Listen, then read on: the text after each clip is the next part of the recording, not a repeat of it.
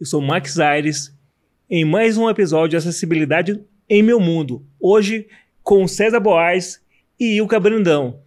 Vamos falar de fazer rir e também acessibilidade no Arthur Azevedo. Um prazer recebê-lo, César. Um prazer recebê-lo, Ilka Brandão. O prazer é meu, querido. Muito obrigado, Ilka. Obrigado, Max, pelo convite.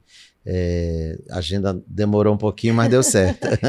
O prazer é todo nosso, né? Essa semana a gente está comemorando aí a Semana da Pessoa com Deficiência, do dia 21 ao dia 28, né?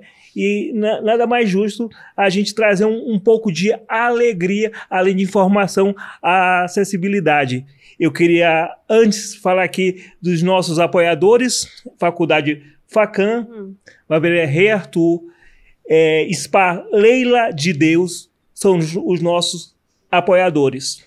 Eu queria começar a falar contigo dessa tua trajetória, como a gente conversava em off, o que tu teve que abrir mão para ter essa carreira consagrada, ser um dos nossos mais excepcionais artistas aqui do nosso estado. Então, assim, primeiro eu acho muito estranho quando você diz carreira consagrada, né? Eu acho que é um peso muito grande que foi colocado para os artistas e, assim, no geral, para a carreira das pessoas em geral, porque a gente está sempre, ainda mais uma carreira de artista, né? Hoje você está, amanhã você não está mais, né? Então não é uma coisa que sacralizou, que amanhã vai continuar, né? Então, assim, eu considero hoje uma carreira, como é que você falou? A carreira... Consagrada, uma Fernanda Montenegro, que já tem 97 anos e nunca parou de fazer, está sempre, né, fazendo, e já está com 97 anos. Isso para mim é uma carreira, né? Eu estou com 40 anos, é claro que eu não estou descartando a minha história, estou com completando 40 anos de carreira esse ano, é muita coisa de fato, né? Quando eu olho para trás, então são 40 anos dedicados à arte desse estado. Então, mas eu tenho medo de falar dessa coisa, desses adjetivos, de carreira consagrada, sabe? Eu entendo, é um carinho muito grande, tudo, um respeito, mas eu fico bem receoso, porque assim, como eu sou de teatro, eu sou muito pé no chão. Sim. Então eu tô sempre achando que não vai dar ninguém, porque eu sei como é que são as dificuldades. Ele é modesto, né? Modesto, nosso... porque assim... Nosso ator e produtor cultural. Eu sou de teatro, então, por exemplo, eu já fiz vários espetáculos que não deu ninguém. A gente ficou pronto, sabe, se arrumando. Mas no início foi isso? Não tá no início, no meio da carreira, sabe? E nem sempre vai dar muita gente, sabe? Nem sempre vai ser esse sucesso. A gente tem que saber trabalhar com isso, né? Que nem sempre vai estar muito cheio a casa, que nem sempre vai estar lotado. Então a gente tem que ter essa consciência. Então eu abri mão de muita coisa na minha vida desses 40 anos, né? A gente tem que abdicar. A gente estava até falando isso um pouquinho antes de começar aqui a gravação. A gente tem que abdicar de muitas coisas na vida se a gente quiser realmente ter um objetivo, né? Então, enquanto os meus amigos brincavam, eu estava ensaiando no final de semana, ou então hoje, por exemplo, os meus amigos estão todos se divertindo, saindo, é o momento que eu não posso, é o momento que eu estou, o final de semana para mim é a minha semana, né? Então, assim, isso também, é o meu trabalho. Normal, eu trabalho, né? Durante Durante o final de semana, né? Com as apresentações. Então, eu tive que abrir mão de muita coisa. Enquanto meus amigos estavam comprando brinquedos, bolas, eu estava comprando livro de teatro.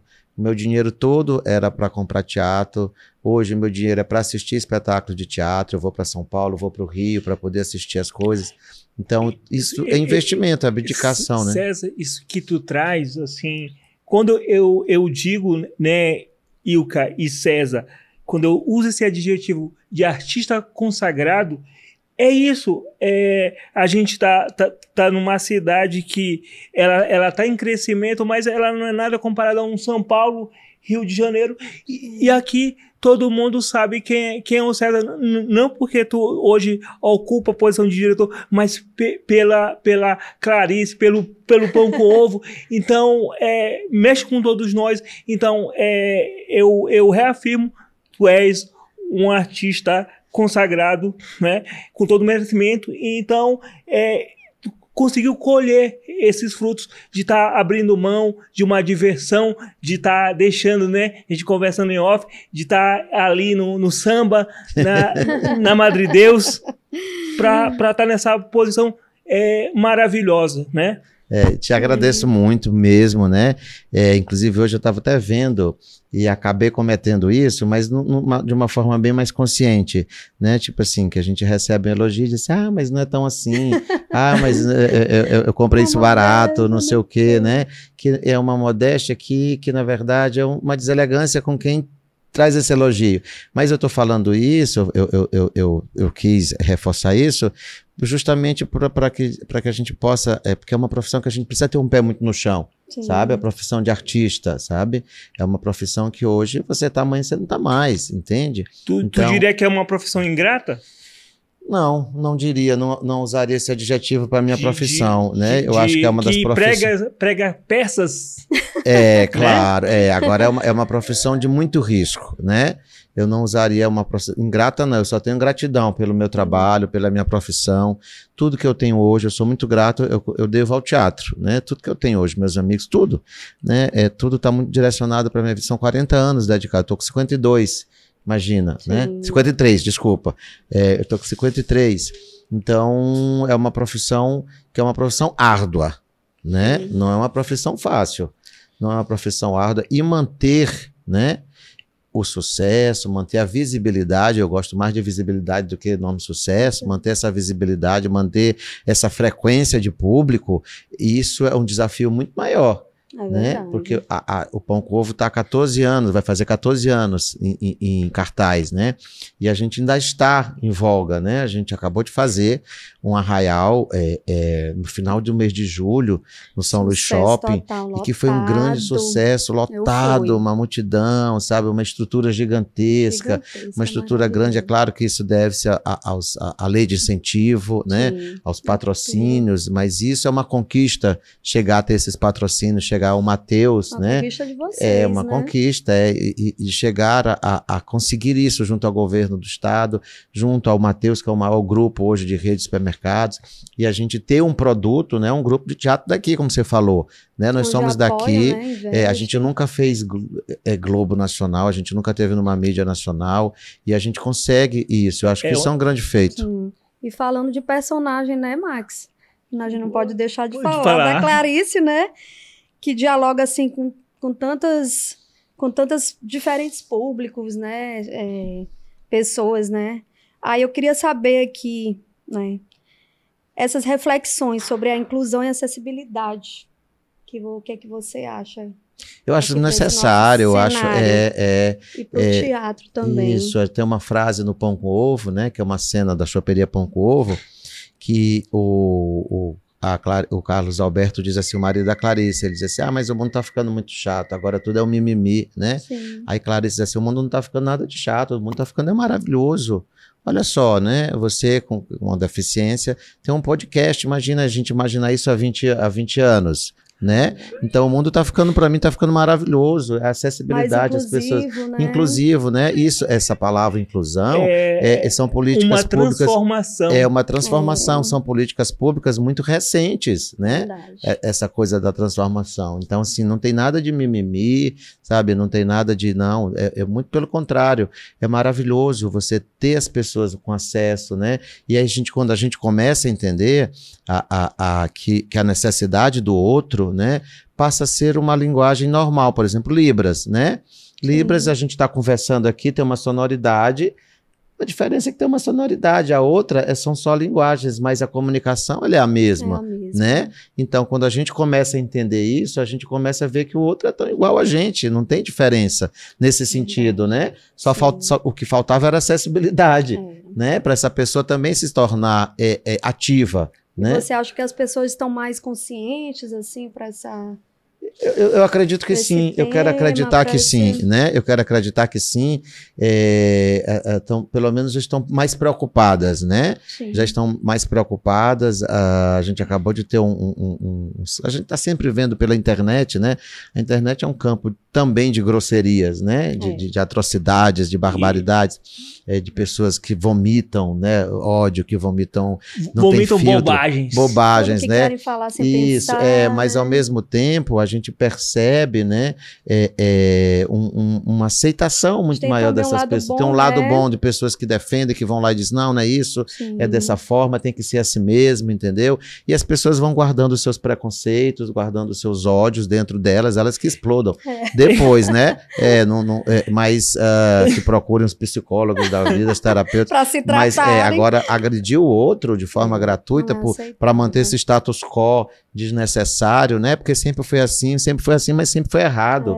Não posso mudar, não tem que mudar, tem que mudar, sabe? Então eu acho que é maravilhoso. Eu estou na gestão lá do Teatro Arthur Azevedo e a gente tem essa preocupação com essa acessibilidade. É uma preocupação do governo do Estado do Maranhão, até porque é lei, né? É lei. E quando tu coloca, César, essa questão, né? Vou guardar para mim, né? Eu acho que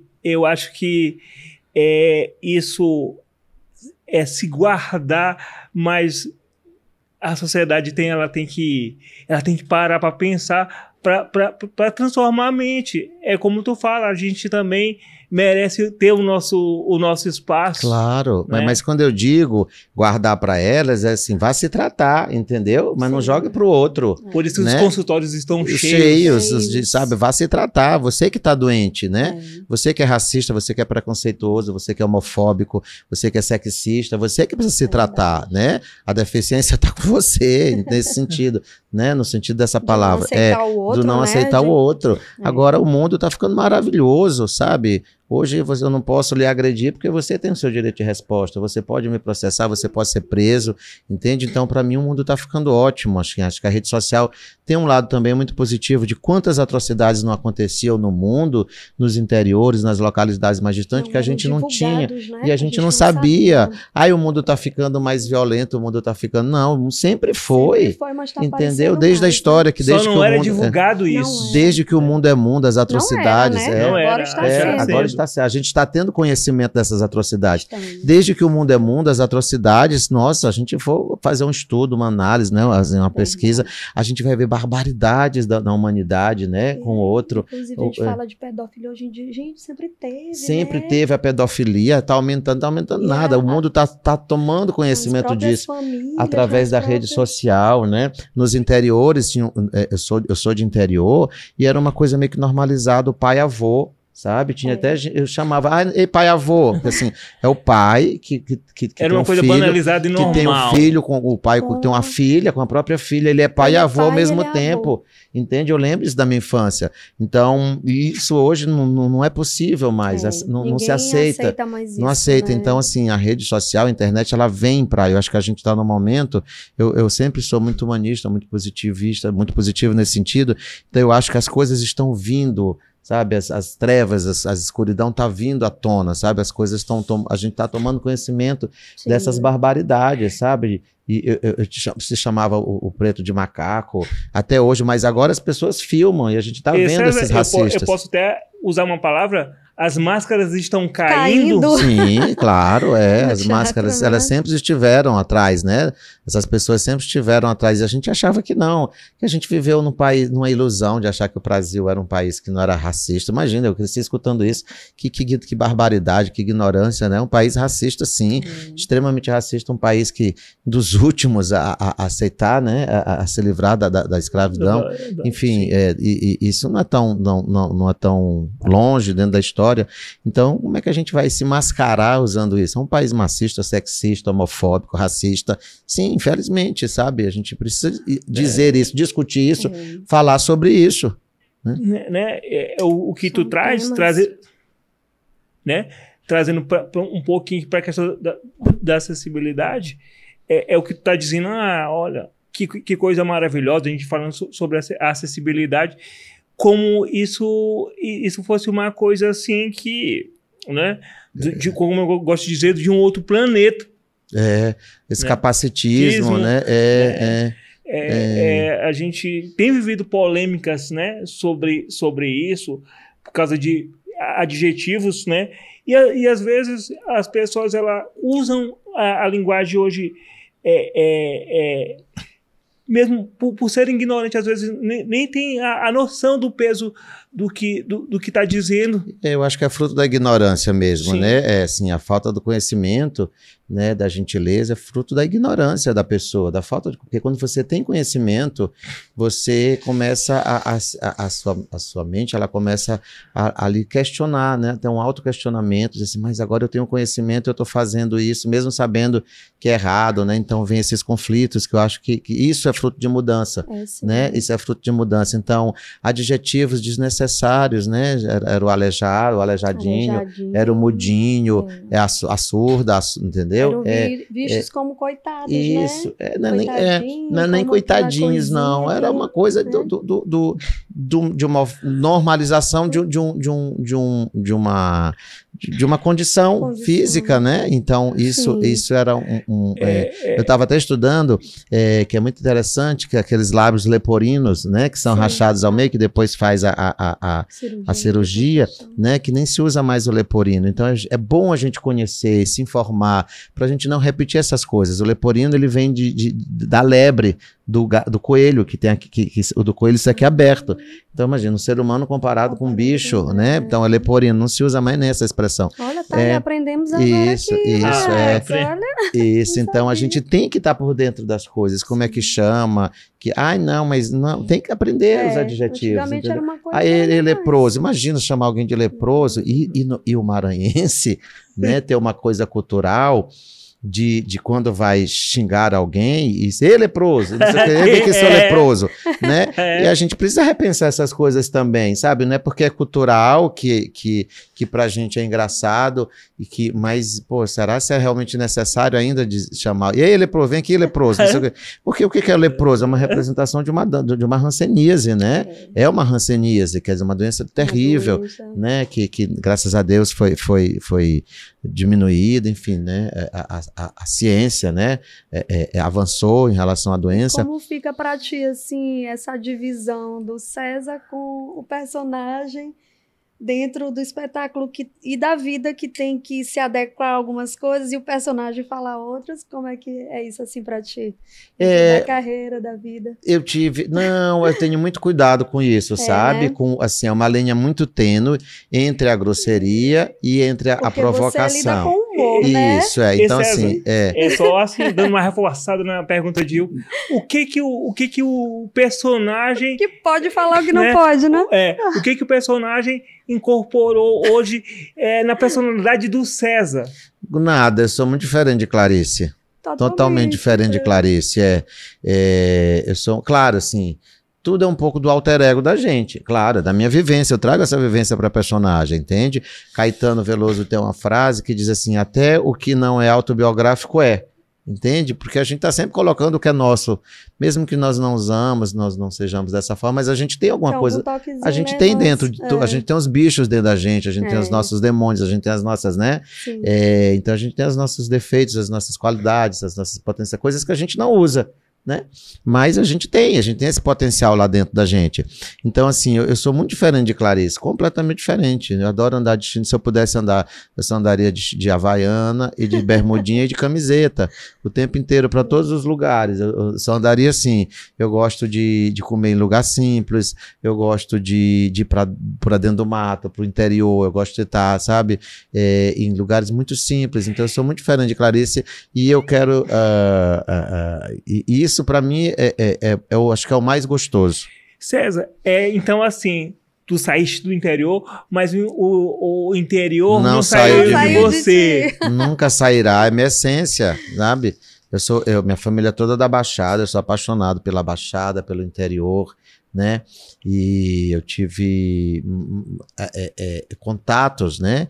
Com essa simplicidade, né? Não com a miséria. Eu não tive contato com a pobreza, eu tive contato com a simplicidade, né? E isso me fez ter uma visão muito pé no chão das coisas. Eu sempre fui muito privilegiado por ser branco, por ser de uma família de classe média, meu pai era gerente de banco, né? Então, estar em contato com essa simplicidade, né, me fez saber que eu sou uma exceção, né? Que eu sou um privilegiado dentro desse sistema, entende? Então, isso me colocou, me fez mais consciente, entendeu? Sim. O fato de eu ser branco, de eu ser de classe média, isso não colocou na minha... Até porque isso é um grande ensinamento dos meus pais e da minha mãe.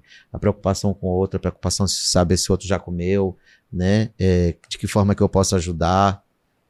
César, trazendo trazendo para outra vertente, fala um pouquinho como é que começou essa paixão pela arte, por interpretar, como é que isso tudo começou, né? E se em algum momento, a gente estava falando pelas dificuldades que a gente enfrenta nesse meio artístico a qual tu vive, teve momentos que tu pensou em desistir. Como é que começou essa paixão? Responde pra gente. Olha, ela nunca começou, ela sempre esteve. Isso, sempre esteve dentro de mim. Não teve um momento que começou, eu vou querer ser ator. Eu sempre quis ser ator. Eu sempre tive essa consciência de querer ser artista, de estar no palco, né? De estar à frente, de estar em cima de um tablado. Eu sempre quis estar num lugar diferenciado, né? Que é esse lugar mais alto, que é o tablado, que é o palco. Eu sempre quis estar em destaque, né? Eu sempre quis... eu sempre tive essa facilidade, né? Com a interpretação, com a decoração do texto. Hoje não mais, porque a gente vai... a idade vai chegando, a memória vai ficando mais complicada para decorar. Mas eu sempre tive essa facilidade em fazer coisas engraçadas, em decorar texto, em querer dizer poesia desde a época que eu era do jardim, né? Que eu fazia jardim. Então eu sempre me destaquei muito dentro dessas coisas artísticas. A professora sempre chamava lá. A professora sempre chamava. Quando eu era o pilotão do 7 de setembro, eu ia bem na frente, me achando, sabe? Enfim. Mas eu sempre tive isso dentro de mim, né? Então, assim, eu sempre dizia para minha família, eu quero ser ator de teatro, mesmo sem saber o que era teatro. E como eles recebiam isso? É legal tu trazer isso. Como eles recebiam isso? De forma maravilhosa. Eu sou muito grato à minha família. Seria impossível para mim, não impossível, porque eu iria lutar, mas seria muito, mas muito mais difícil não ter o apoio da minha mãe, do meu pai, desde criancinha eles tiveram esse entendimento, né? Eu vim para uma família abençoada, assim, eu fui muito abençoado nesse sentido, assim, eles são instrumentos, né? Ferramentas muito importantes desse meu desenvolvimento, né?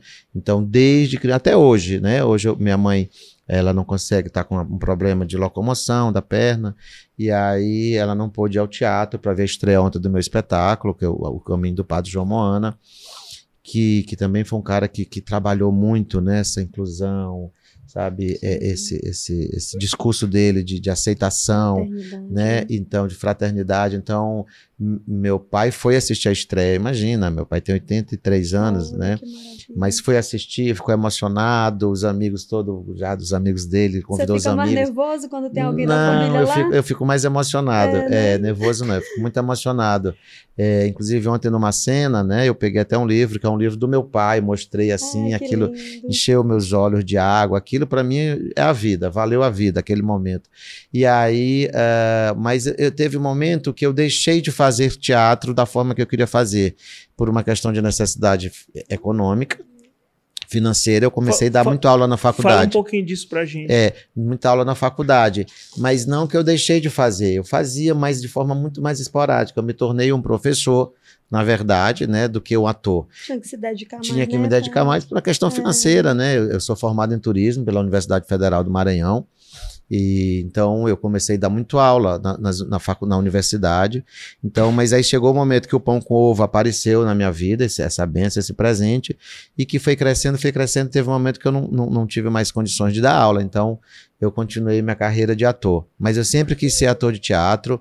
Eu comecei aos 13 anos de idade em Teresina, levado pelo meu pai que me fez meu primeiro curso de teatro, estive agora em Teresina lá, reencontrei todos os meus amigos de começo de carreira. Teresina sempre muito quente. Sempre muito quente. Agora vai esquentar mais, né? Os berrobróis que eles chamam.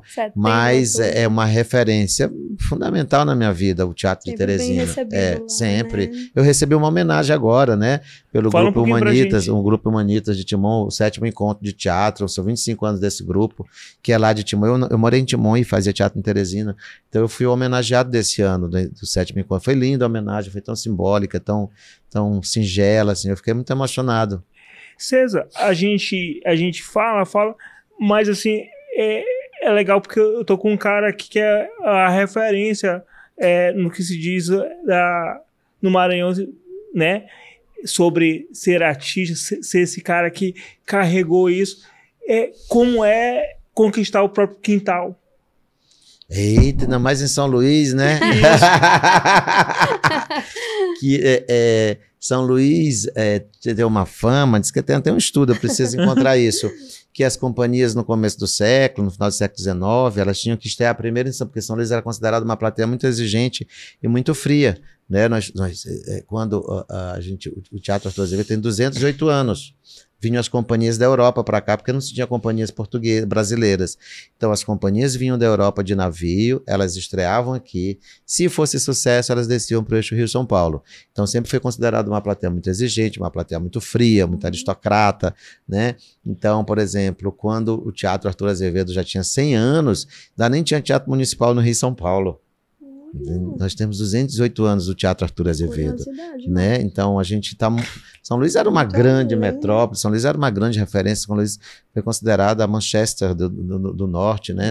Daqui Enfim, então São Luís estava muito à frente do seu tempo, daquela época, né? Era uma cidade rica, muito rica. Então conquistar isso em São Luís, né? E aí eu consegui entender muito São Luís quando eu li Os Tambores, né? Os Tambores de José Montello. Os Tambores de São Luís, de José Montello. Aí, aquele livro, eu comecei a entender um pouco a essência, né, da gente, como é que a gente é, da nossa cultura, da nossa forma de ser. Então, assim, conquistar isso em São Luís, para mim é um grande feito, né? Assim, o carinho que a gente tem. Nossa, eu botar o pé hoje a qualquer lugar, tem um reconhecimento. É Clarice, é Pancô, cadê Jé? Cadê Zé Maria? Então, isso para mim é muito carinho, é carinhoso. É você conseguir o seu espaço, conseguir um respeito, né? Uma aceitabilidade dentro da sua própria terra. Eu não precisei largar minha farinha seca para ir largar minha vida a Jussara, o camarão seco, a farinha. Claro que hoje a gente faz temporadas longas no Rio São Paulo, mas eu não precisei sair daqui do Maranhão, né? Como Alcione fez. Largou a sua vida inteira, a sua família, numa época dificílima em que não tinha internet, o telefonema custava caríssimo para você dar um interurbano, né? Tinha que falar uma vez por mês e toda a dificuldade daquela época, né? Ela como mulher. Então, Alcione pra gente é uma grande inspiração, é a madrinha do Pão com Ovo. E aí, quando eu tô do lado de Alcione, eu fico olhando, meu Deus, essa mulher tem muita história, né? O que ela passou, as dificuldades, o que ela teve de abdicar. Já falando aí da Marrom, né? E além da Alcione, da Marrom, quem é tua referência? Eu tenho várias referências artísticas. Diz assim uns dois. Teatro? De teatro. Você fala? Do teatro. Eu gostava muito de ver o Paulo Outram em cena, sabe? As coisas do Paulo Outram que ele fazia. Tem o Matheus Nastergalli, tem muita gente bacana, né? O próprio Tarcísio Meira, aquela força, aquele poder, o Italo Rossi. Então tem uma série dos grandes atores. Eu sou apaixonado pelos atores, né? Eu acho que a profissão, uma das profissões mais lindas do mundo é ser ator de verdade, né? Sim. As grandes atrizes, como me emocionam, né? Quando eu vejo essas grandes atrizes brasileiras, e o Brasil é cheio de bons atores. Eu digo que duas coisas que o brasileiro sabe reconhecer, porque a gente cresceu com referências incríveis, que é quem sabe interpretar e quem sabe cantar. Né? O brasileiro sabe, a gente tem essa referência de boas vozes, de boas interpretações, né? Então, mas eu não tenho assim, uma referência única. É legal tu falar isso e a gente tem que parar com esse negócio que a gente tem que trazer de fora. Né? A gente tem gente aqui com talento. Nossa, é incrível. O Maranhão é um potencial, né? Uma coisa. Com talento.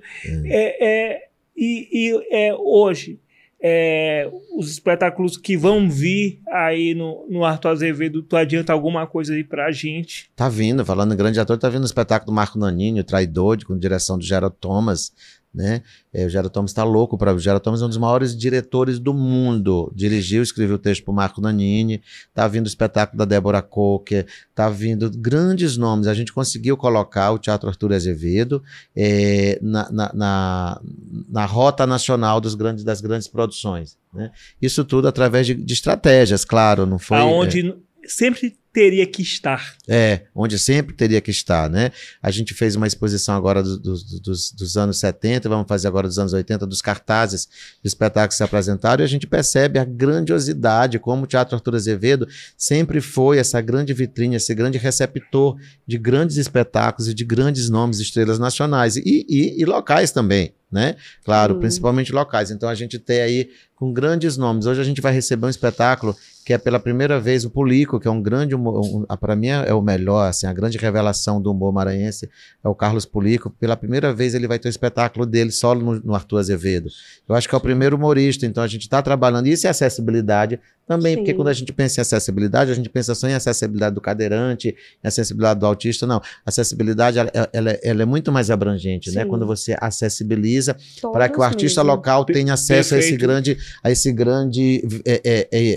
equipamento cultural que é o Arthur Azevedo. Isso é acessibilidade também, né? E falando em acessibilidade, hoje a gente tem o cerimonial mais acessível do governo do estado do Maranhão, que é comandado pela primeira-dama Larissa Brandão, e a partir de um treinamento que eu fiz assim que eu entrei no Arthur Azevedo, a gente está trabalhando, a gente tem uma audiodescrição agora, antes de começar o espetáculo, que descreve toda a parte física do teatro. Você está no Teatro Arthur Azevedo, com 3 pavimentos, à frente você tem uma cortina vermelha em veludo, com não sei o quê. A gente vai ter uma audiodescrição que vai narrando todo o mobiliário, toda a parte de estrutura física, para que as pessoas elas possam, né, que elas que não têm a visão, elas possam saber o que tem, o que está à direita, o que está à esquerda.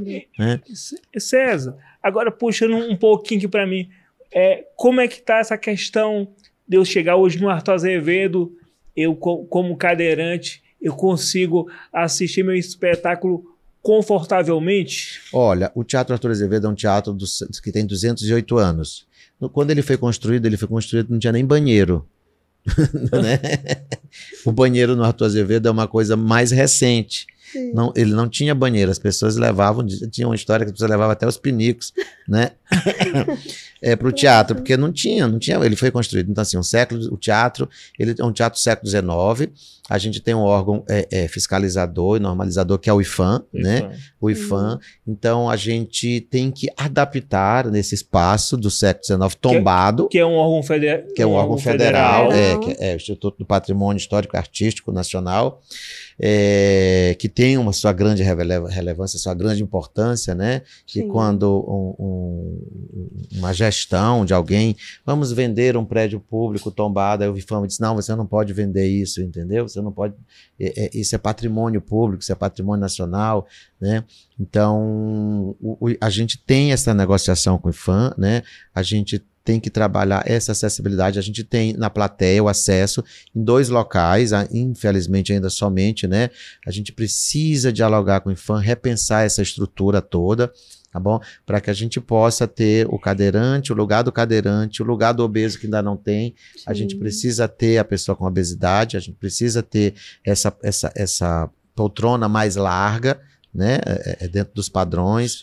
Os banheiros com acessibilidade, a gente tem que pensar isso, renegociar, para que a gente possa receber cada vez melhor. Tu colocaste uma questão, né? A gente tem elevadores, né? A gente tem elevadores. O teatro, quando eu cheguei, o elevador tava desativado. E aí hoje o elevador, que é um meio de locomoção essencial, hoje ele está funcionando. né? Então, se você chegar lá, tem a rampa para você chegar no palco. Se você quiser ir pro palco, tem uma rampa Gente, aqui eu posso abaixo. ir lá e assistir. O César tá dizendo que eu posso ir lá e assistir. Pode não, você vai entrar. Tem a rampinha para a entrada principal de acesso. Você vai chegar no foyer, no teatro, na entrada, e vai chegar até a plateia de forma tranquila. Isso não tem nenhum problema. A gente não tem muitos lugares reservados, porque assim, é um corredor estreito. E se você coloca os cadeirantes, um monte de cadeirantes, isso nenhum bombeiro vai permitir. Sim. Né? Porque numa evacuação, imagina, um corredor estreito com as cadeiras.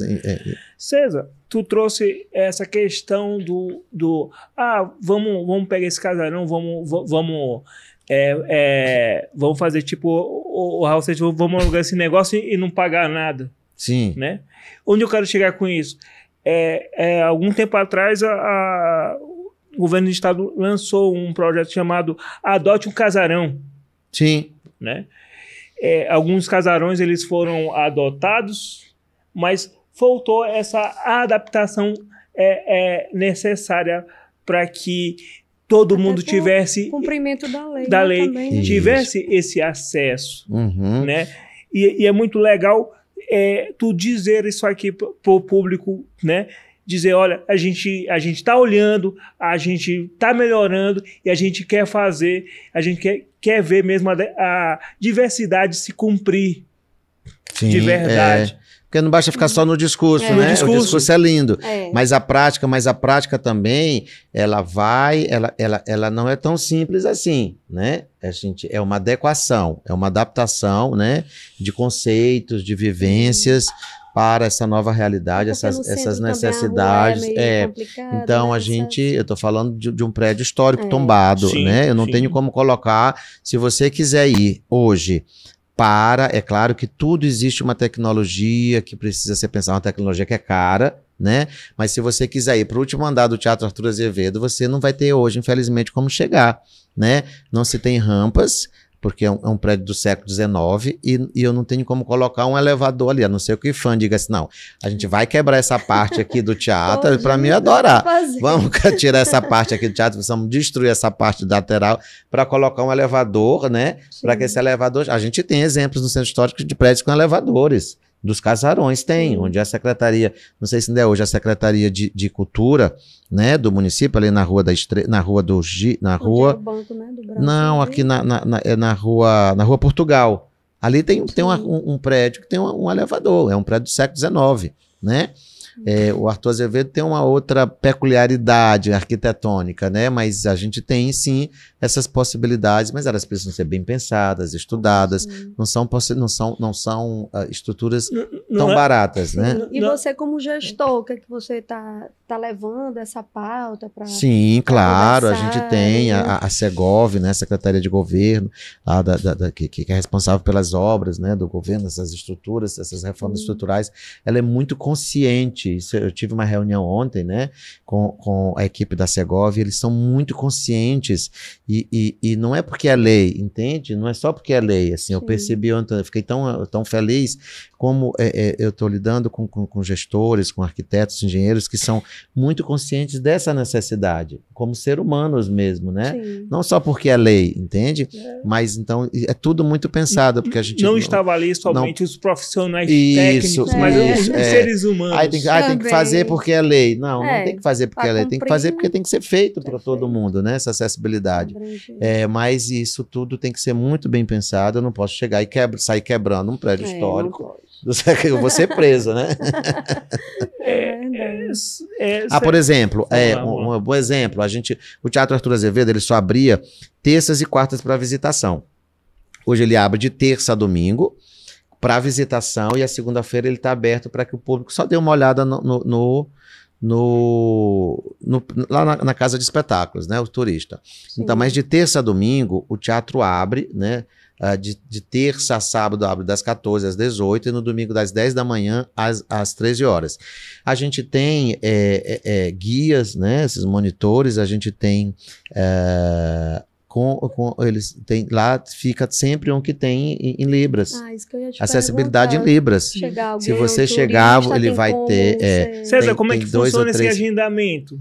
Se for um grupo grande, precisa ser agendado, né? Porque se você for agora no Teatro Arthur Azevedo esse horário, tá lotado de turista. É muito gringo, né? São muitos estrangeiros. Eles adoram, né? Ficam impressionados, eles chegam, eu digo que eles chegam, que eles não têm noção, que eles vão achar que eles estão vindo perto da floresta amazônica e vão se encontrar com uma estrutura monumental, a monumentalidade daquele prédio, né? Sim. Arquitetônica dentro de uma floresta, né?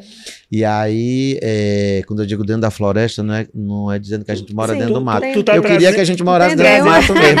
Né? E eu sempre tive essa visão, né, de que o estrangeiro sempre pensa que a gente está dentro de uma floresta. Eu pensava que isso já tinha sido abolido, gente. Não, mas eu digo no sentido mais poético e mais bonito, de fato, geográfico, entendeu? Assim, a gente, de fato, a gente é portas da Amazônia, né? A gente está aqui pertíssimo da floresta amazônica. Então, esse estrangeiro, quando ele chega, que é o francês, que é o italiano, que está acostumado a ver aquelas, né? Que nasceu dentro do Renascimento, aqueles prédios renascentistas, barrocos, e quando ele chega aqui, ele não imagina que ele vai se deparar com uma monumentalidade com o prédio do Arthur Azevedo. A gente está realmente dentro da floresta, praticamente, né? Quem dera que a gente morasse literalmente dentro do mato da floresta. Assim, São Luís está perdendo cada vez mais as suas áreas verdes, né? Então, pela questão imobiliária. Mas a gente tem lá os guias que tem em libras. Eles têm esse domínio, né? Se você chegar lá, se chegar alguém, ele vai ter esse acesso. Ele vai ter o passeio em libras. E César, a gente vive em uma cidade, em prédios irregulares, né? E também a legislação, ela presenteia, vamos dizer assim, que as pessoas com mobilidade reduzida, elas têm direito a uma pessoa para conduzi-los. O teatro hoje conta com isso ou está se pensando em fazer isso? A gente está reformulando isso. A gente está em reuniões, a gente está pensando isso, porque assim, lá na plateia, só tem 2 lugares que encaixam a cadeira, né? A cadeira do cadeirante. Então, assim, esse lugar ele tem que ser bloqueado, né? A gente já passou por uma situação agora. Eu fui alertado por uma acompanhante, né? De um cadeirante. Ela disse: o meu lugar. Eu disse assim: olha, a gente tem que esses lugares tem que ficar bloqueados já, né? Porque não vai ficar longe. Ela disse: mas aí tem um problema, né? Que é um problema de quem chegar primeiro para comprar esse local. Se você é cadeirante, você só tem 2 lugares, comprou, aí chega outro cadeirante, ele vai dizer: cadê o meu? Eu vou ficar. Eu disse assim: não tenho onde colocar, porque são poucos lugares, então essa compra tem que ser feita o mais rápido possível. Agora, claro que isso precisa ser sanado, né? O Teatro Arthur Azevedo não pode ser só 2 lugares para cadeirantes. Isso é limitar muito. A gente concordo. Eu passo uma situação, por exemplo, sobre isso que está dizendo de não ter lugar. Como é que aconteceu para eu poder assistir o espetáculo como acompanhante? Teve que se descer uma cadeira lá da parte de cima do teatro, se colocou no corredor para que eu pudesse assistir junto com o teu acompanhante. Junto com o acompanhante. Com o acompanhante. Eu entendo que os entraves burocráticos são difíceis, né? Entendo a tentativa do Estado em trazer acessibilidade e estar cumprindo a lei e fazendo a gente um cidadão. Assim, eu fico agradecido por essa conversa franca que tu tá tendo com a gente, dizer: olha, a gente não tem condição no momento, mas a gente tá trabalhando para isso. Não vou ser leviano e populista de chegar e dizer assim: não, você pode ir, tá desse. Não é assim, não é tão fácil assim. Existe uma negociação com o IFAM, existe uma negociação, enfim.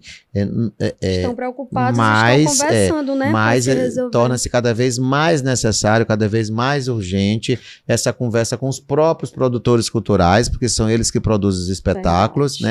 Então, da gente fazer essa próxima reunião com os produtores, assim: olha, agora as tiqueteiras desses locais, eles já estão bloqueados, são para acompanhantes dos cadeirantes, né? Eu tenho até assim vou jogar aqui uma ideia nova.